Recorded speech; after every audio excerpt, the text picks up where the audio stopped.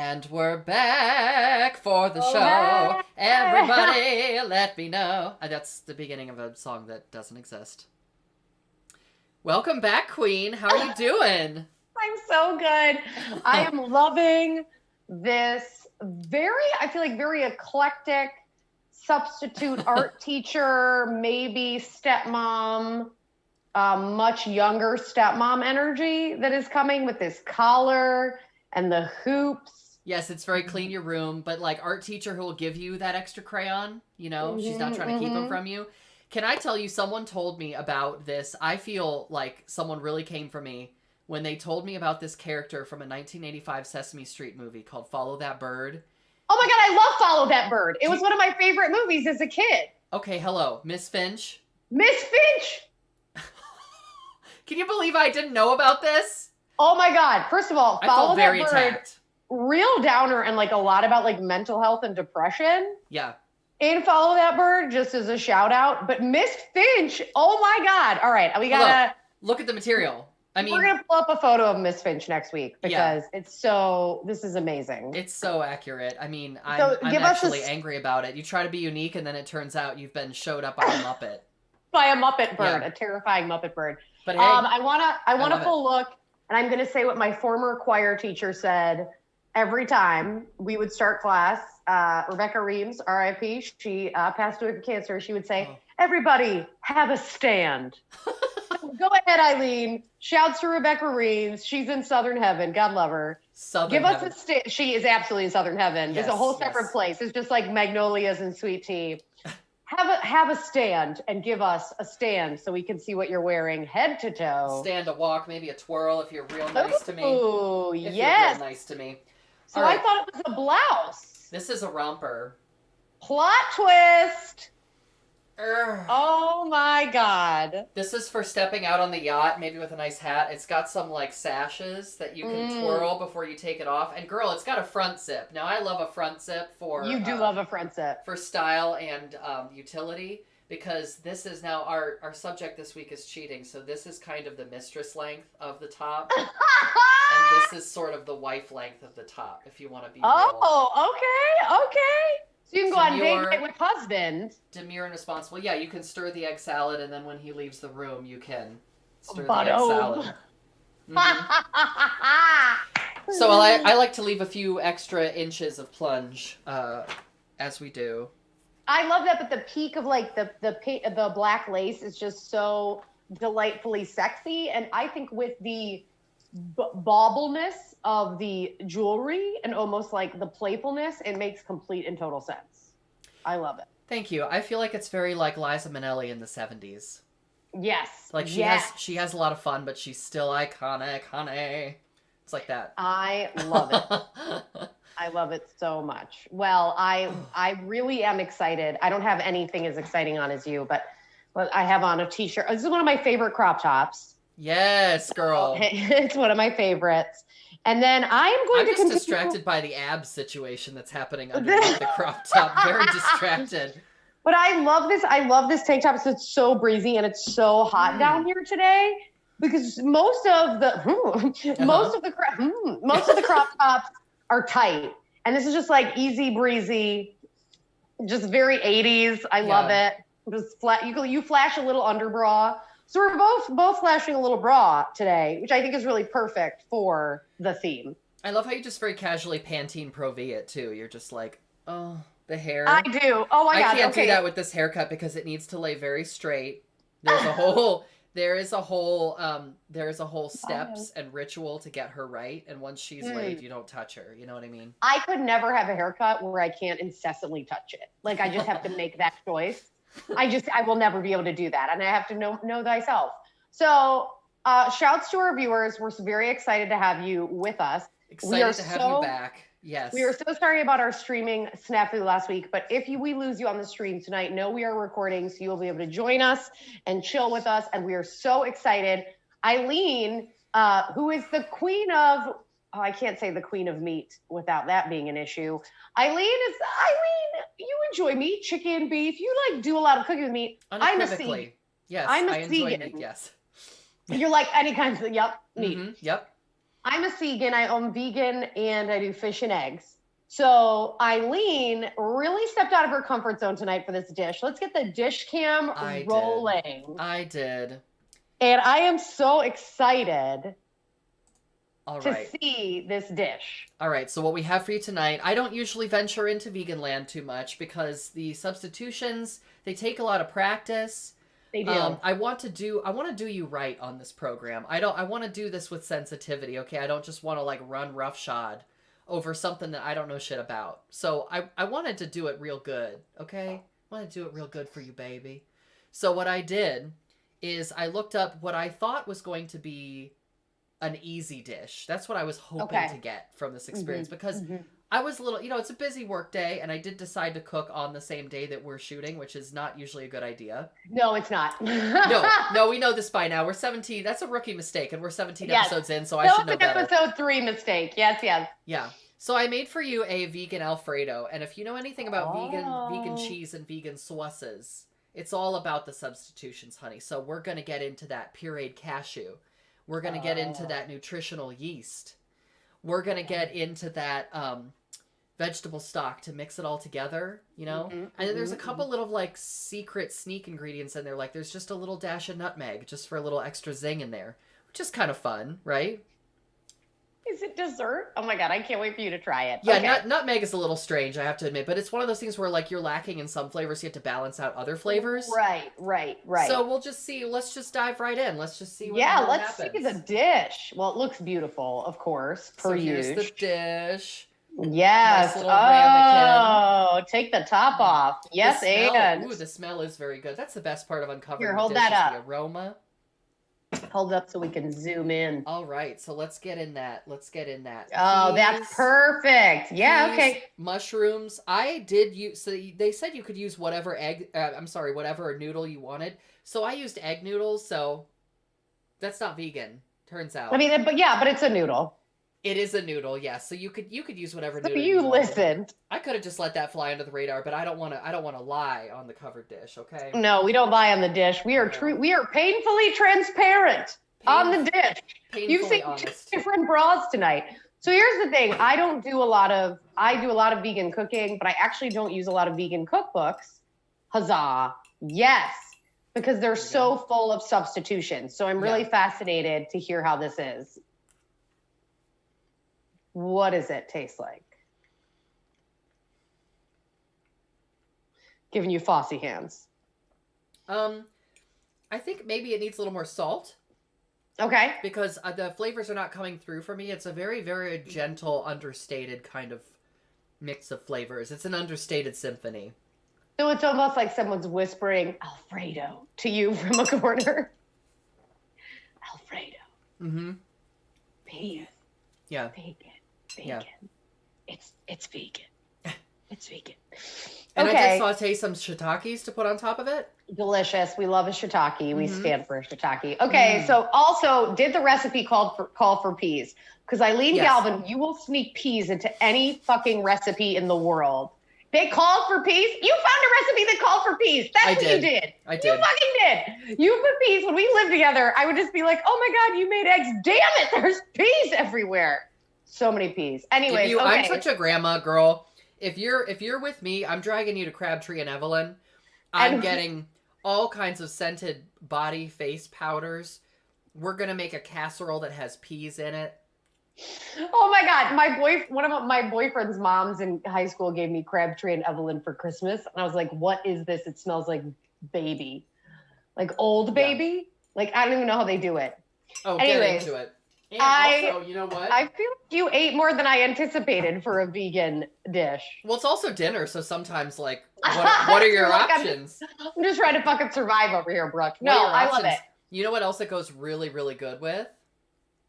What? Is a callback, and I'm stalling because I'm trying to get my glove off. It goes really good with the shishito peppers from episode 15. What was it? I don't remember which episode. Oh my God, you made shishitos. Oh, so good. This is the real star of the show, let me tell you. The shishitos are so good. With this zing sauce, this paprika, peppery, mayo, zing sauce. What else is in it besides zing? Is there mustard? Did you do a Dijon? Mm-mm. No? No, I didn't do a Dijon. Oh my gosh. You know what? The sauce I made a few days ago, so I don't even remember what's in the sauce. You know what? That's the thing about something like that. You're just looking for some fat to cool down the pepper a little bit. Mm-hmm. Do you know what I mean? So it's like any mayo, something like that, a Dijon. I always add in garlic, salt, and pepper, and cayenne, but it's really whatever combo you want. And they're so easy and they're so good. If you have fresh citrus to squeeze in there, Yahtzee. Yes. So, girl, thank you so much for that incredible dish cam journey. Mm-hmm. Let's start dishing on what we are here to talk about tonight. Okay, now, before we do that, briefly, let me just say that, we're sorry for whatever was going on in the universe and the ether that dropped out the stream last week. But shout out to God. Yeah, act of God, whatever happened. But I just wanted to briefly incant a prayer. Brooke, would you join me in just I'd love to. Incanting a prayer to the goddesses of screen, film, and broadcast? And I feel like also probably the Whore of Babylon, just to throw her in there, because she is very powerful, and I think she could help us tonight. Yeah, she's the one I'm always speaking to. She's the god who presides over chaos. And I'm yes. Progressively, I'm needing more and more of her these days. So, oh goddesses of screen, broadcast, and film, please watch over us in this stream of covered dish and whatever interferences may be wandering out in the ether, protect us from dropped streams. And you know what? It's the full moon, so it's the full moon tonight. Protect us from drop streams, and deliver us from unanswered messages. Amen. And that's it. Amen. Okay. No need to be left on red in 2021. You know what I'm saying? All right, we are cheers, yo. So we are talking about transgressions. Yes. And I think really the politics and the vulnerability and challenges around that terrible word that's always used, infidelity. Ooh. Yeah, infidelity. And if we're going to cover some of the points we probably covered last week, but the great thing is that most of you didn't see it. So well, I do think what you shared last week was really interesting, kind of on how we don't have a ton of research on cheating. Yes. Well, then the research is frustrating because when you look for it, first of all, you'll see very clinical terms like infidelity, and it's like, what does that mean? And that brings up the first challenge, which is how do you define cheating or infidelity? Because it's the perception of cheating is that a boundary was crossed. And that boundary is going to be different for every relationship and every person because you have to talk about it. So it's like some studies that I looked at will break that down, and it wasn't like I did this isn't ContraPoints. Okay, I didn't spend 3 hours researching. Research assistant, yeah. Yeah, exactly. But I did look through some stuff in what I would call popular science articles. And people will define it as different things, right? They'll talk about like, oh, is it intercourse? Is it oral sex? Is it making out? Is it spending time with people in certain ways? That can be cheating, right? Like just hanging out with somebody when you said that you were going to be at this thing, but you were really hanging out with so-and-so, Yeah, I think a lot of the people that have cheated on me oftentimes will have definitions where they're like, well, it wasn't this. So, and I feel like that's where the catch, especially when you're younger, right? In college and shit. You're like, well, I didn't have sex. Like, okay, you still cheated.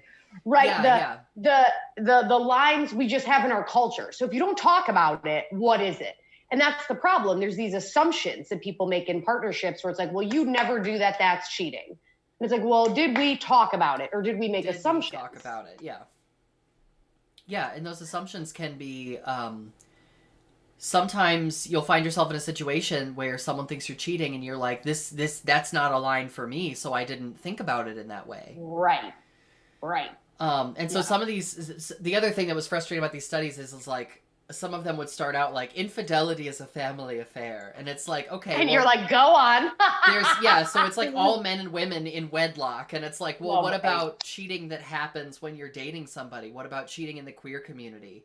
Yeah. That stuff is not, there's not a lot of, surprise, newsflash, there's not a lot of research about that. No one cares about us. I love that. I think that's great. And that should have been the name of the podcast. I love that you kind of did that research and kind of kicked us off, because when we were talking about it, especially last week, I could tell you were really frustrated. You were like, this is actually a really frustrating topic. And I think the complication in queer partnerships with transgressions also goes to the size of our community. So this feeling of, how dare you, they're in our community. And also, how dare you, they're not in our community. Like, it's right there. It's like, no wins, which is why, like, I've seen a lot of really, I mean, of course, we know about the biphobia in the queer community, and that manifests oftentimes in ways where it's like, well, if you did something with a woman, that's one thing, if you're in partnership with two women. But oh my gosh, if it's with a man, it's like the ultimate betrayal of like your people. Right. So it's like, let's break that down a little bit. Let's talk about the ownership and the possessiveness of men, you know. Let's just come right out and say it, like, it's men. It's men. Now I have been with men that do not have this double standard, which is very lovely and refreshing. You love to see it. Yes, but it's like, oh, you could hang out and make out with and have sex with women, but if you were to have relations with another man, then that would be a betrayal, like you said. And it's like, right. Well, and the conversations I've had with partners who are male, who identify as men, who say, okay, it's fine, like do whatever you want with women, but not men. When I push them on that, because plot twist, I push it, and I'm like, no, I'm going to have 21 questions about this. Yeah, because we will. Not necessarily for me, but also like to explore this with you as a partner, which is, all right, so what is this hang up? What is it? And usually it just boils down to sex with two women is less than. And that comes from misogyny and sexism and our culture of the patriarchy, that if you're not being penetrated by a dick made of flesh, then it doesn't count. Also use the word flesh, which is fucking gross, but that got the point across. You know it did. Oh. Did he say that? He said, well, yes, specifically because dick of flesh. Well, so it's interesting. He was a trans man. Really? So that was really interesting. Yeah. So someone who is, you would think, more initiated about the discourse of gender expansiveness, not just, you know, there's essentially like men and women, and this is the qualities of men and women, and that explains everything. We don't have room to like understand the experiences of people that don't like align with our experiences and our expectations. Isn't that a funny thing? Like, someone's experience might be different than what you expect.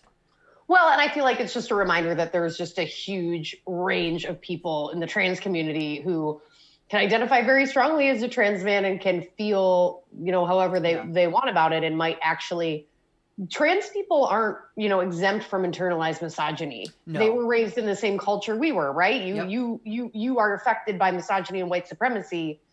You know, you are a white person, so you benefit from white supremacy, but from the misogyny standpoint, you don't. So it's just one of those things where it was a fascinating conversation, but we didn't last long. But you know what I mean? Yeah. What does that, what sort of, the conversation around boundaries needs to happen. Yeah. And it's interesting because, you know, trans people's experiences are very diverse too. But I was socialized I grew up as a boy, and then I transitioned. And so I have the experience of having had some kind of male privilege. Mm-hmm. And then it was really instructive to see what happened when I didn't have that anymore. Right. And like, what male privilege did you, I mean, you can look back and say that, right? But because you were born into it and were raised as a boy, you didn't even realize it. And why would you? And that's why when I have conversations with men who were born male, and they don't get it, there's no excuse, but it's also like, well, this has actually never been taken away from you. So it has to feel like the status quo. Yeah. You know that exercise called the privilege walk? I think it's called the privilege walk. Yes. And everyone's in a line, and you take a step forward if you had a privileged experience. And then I feel like it could be like super traumatizing because they do it with school children. And I'm like, this is terrible. I get it. But I'm like, oh my God, I'm not an educator. It's something I think you really have to like sign on for. You know what I mean? Yeah. Like sign on the dotted line if you're okay with some of these discussions or whatever. Right. Because, well, whatever. Without getting into that, if you haven't done it before, you take a step forward. If you've had some privileged experiences, and if you haven't, you don't take a step forward. So the cumulative effect is people with more privileged identities or backgrounds, according to our culture, will be at the front at the end of the exercise. They'll be ahead of the other people in the line. And so with this, one of the things that when the first time I did this exercise, something that I really noticed that I was like, oh damn, you know, like an oh damn moment, was it was really easy to see the people in front of me who had more privilege than I did.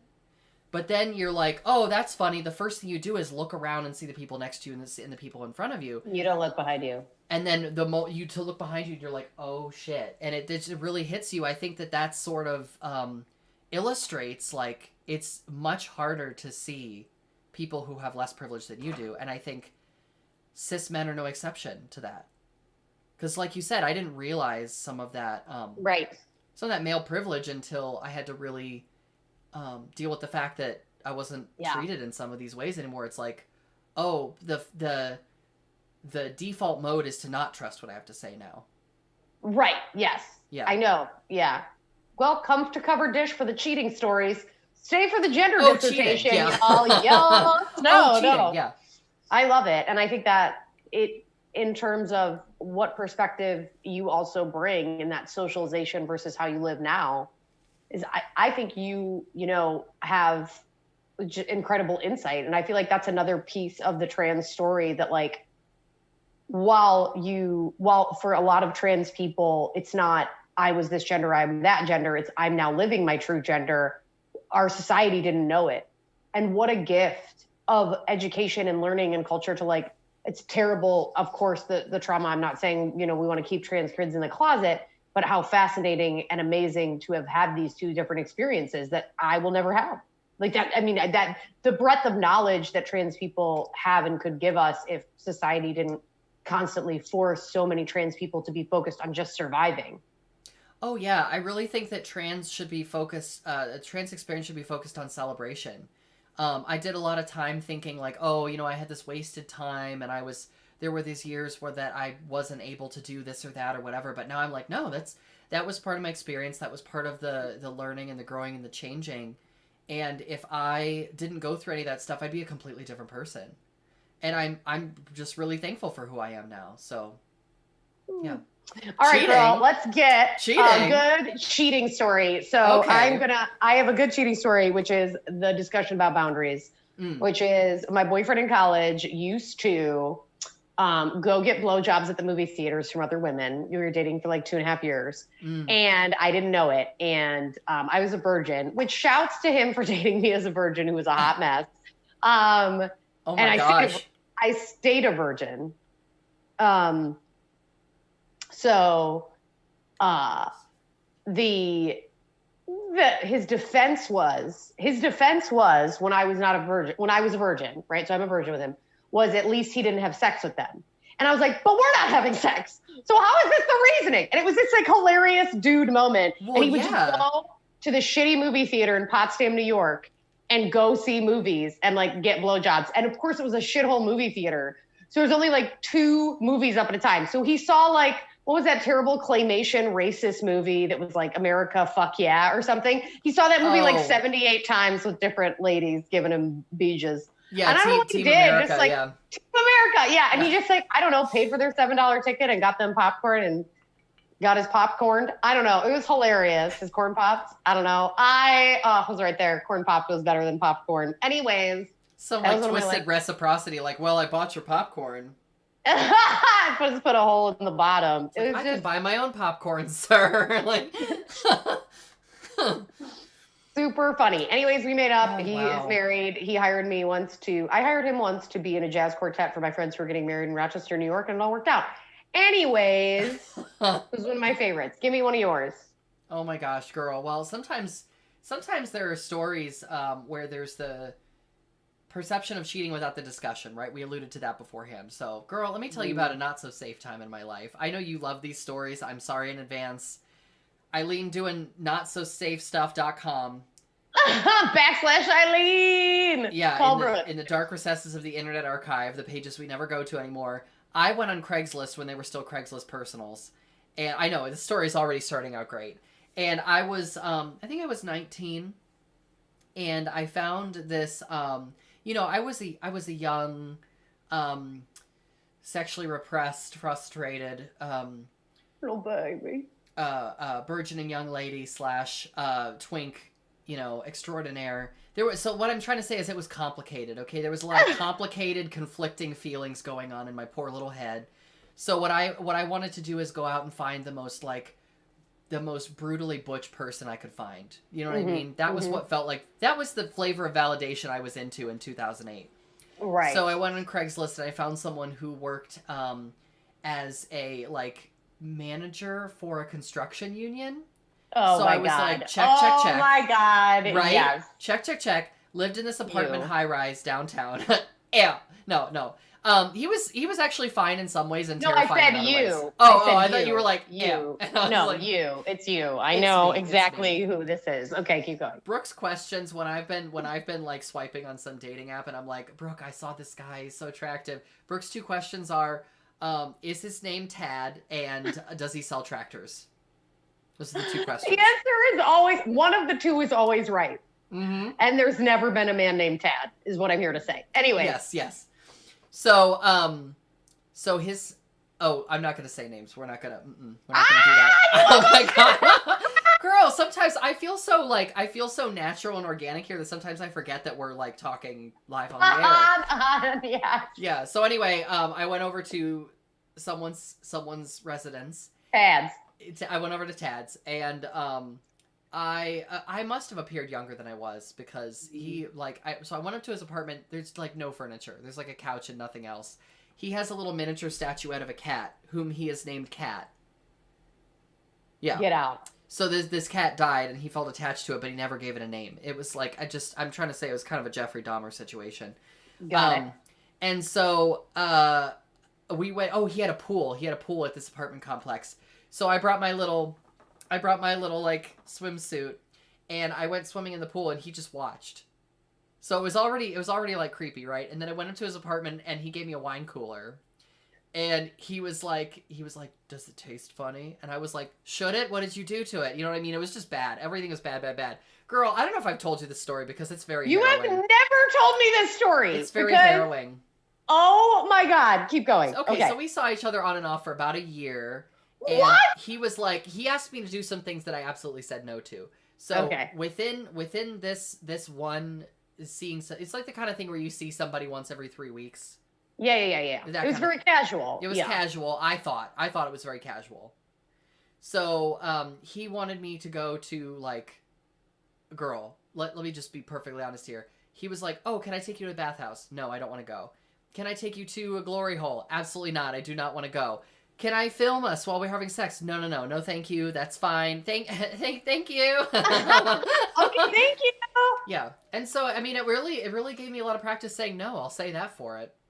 But everything turned out fine. I see this look of terror. Everything turned out... No, I know, you're here. But anyway. I'm here. What does this have to do with cheating? Okay, so that's a great question. So I invited him over to, the first college apartment I ever had was on Patterson and High.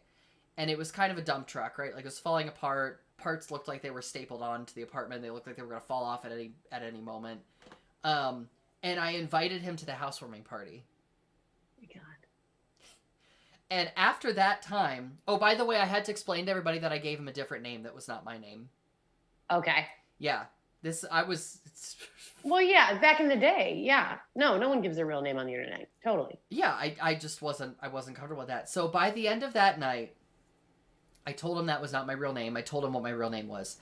And after that party, it was like we were dating in his head. Okay. Because after that moment, we were hanging out, and this is like a good 2 months later. We were hanging out, and I was like, oh, I had this great date with so-and-so, and I was like telling him about what that was like, and we did things after the dinner. And it was like this betrayal. It was like this, oh my God, I can't believe you did that. And you didn't like ask me first, or like we didn't talk about it or whatever. And I was like, oh my God. I was like, oh my God. Do you think we're dating?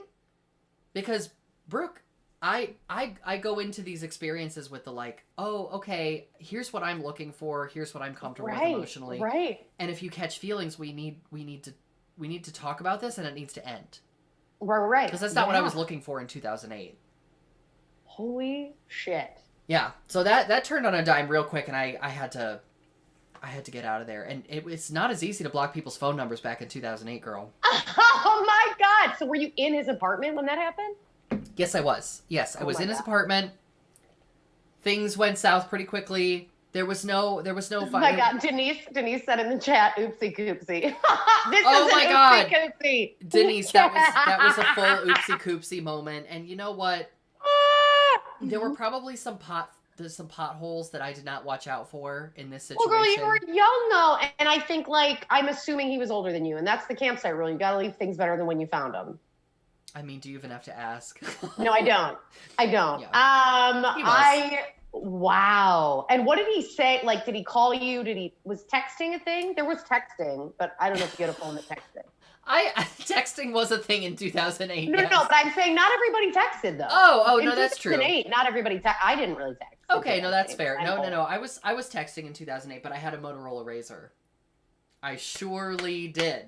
Surely did. Yeah. Oh, they took forever. The T9. It was like, okay, 9 and 6 and 3 and yeah. oh yeah. Because you have to tap the buttons more than one time just to get a letter. I could do it without even looking by the end of me getting into texting. Terrifying. Epic waste of my brain. And now it's still there. I could probably do it. Find the home row and just don't look while you're typing. Yes. Oh my God. That's such a dated thing. Does anyone know how to type anymore?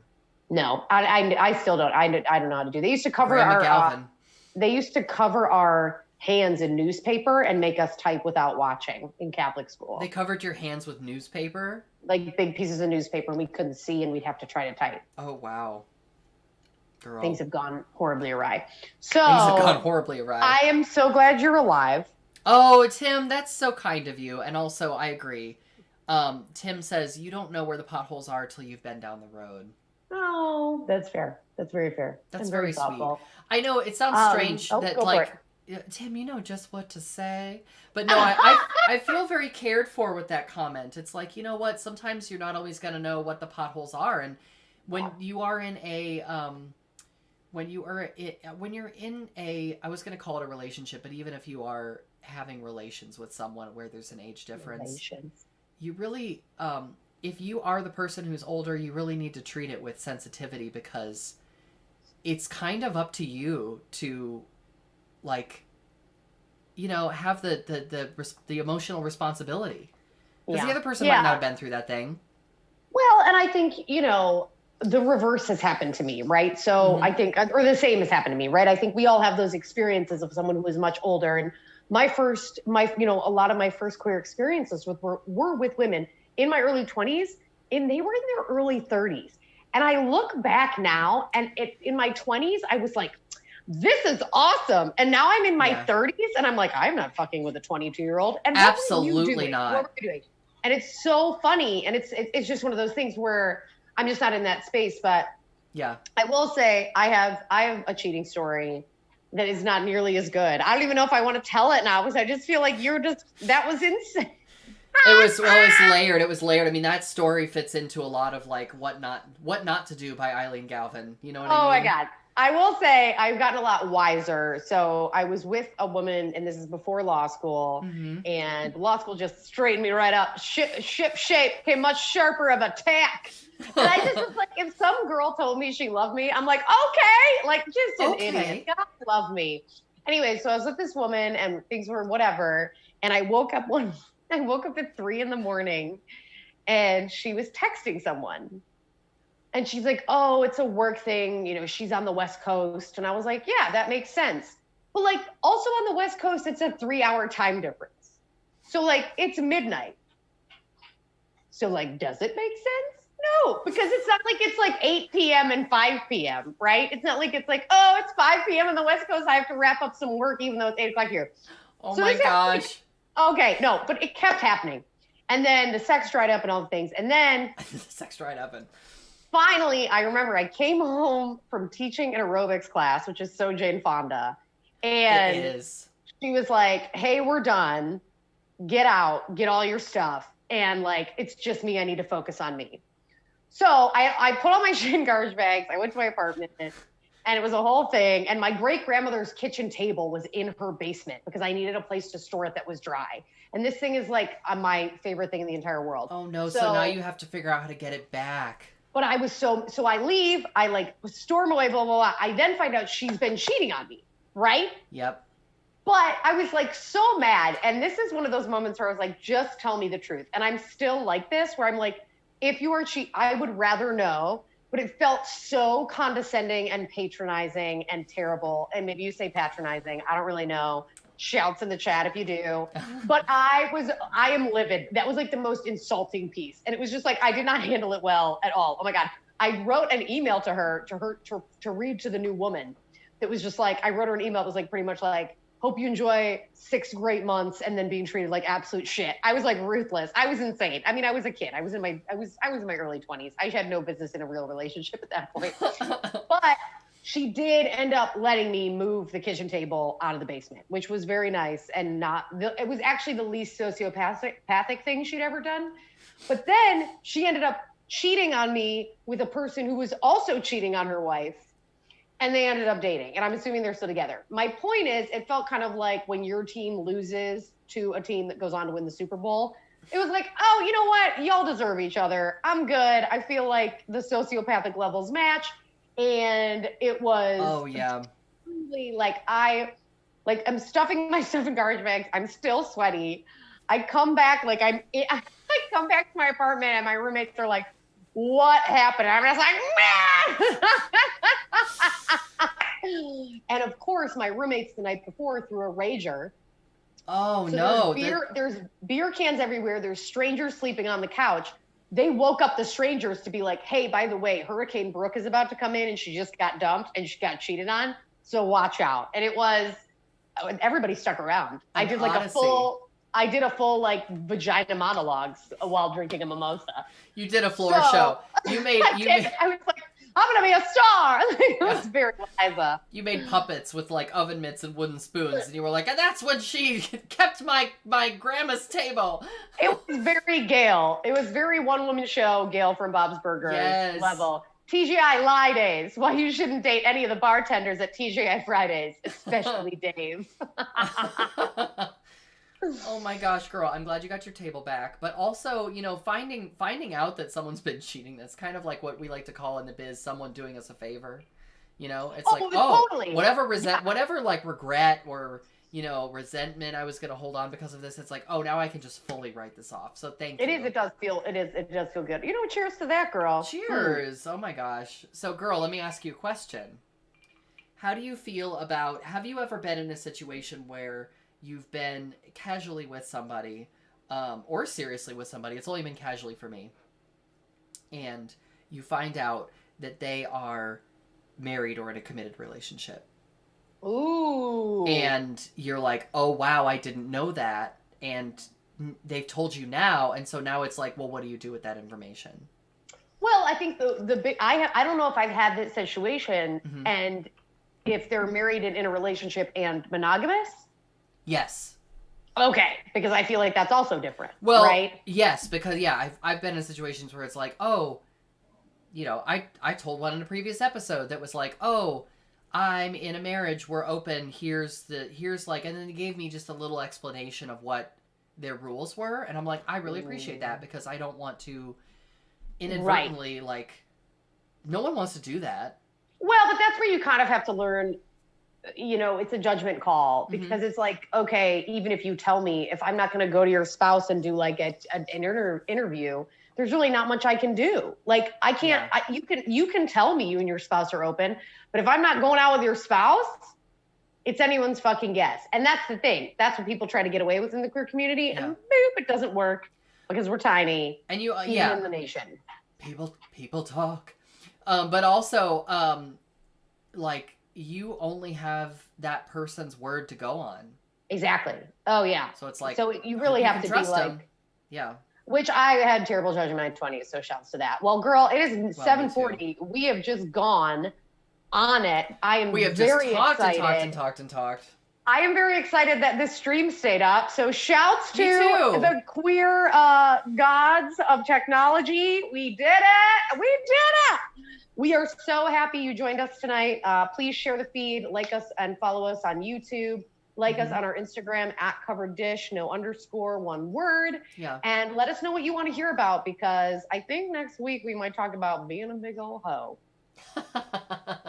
as we head into vaccinated summer. Not to give it away, but we're about to have a vaccinated summer, and girl, honey, the doors are about to fly wide open. So wide open. Yeah, so we you can love hear you about all. our summer plans next Tuesday on Covered Dish at 7 p.m. Eastern Standard Time. Have a fabulous evening, and we'll see you next time, honey. Bye.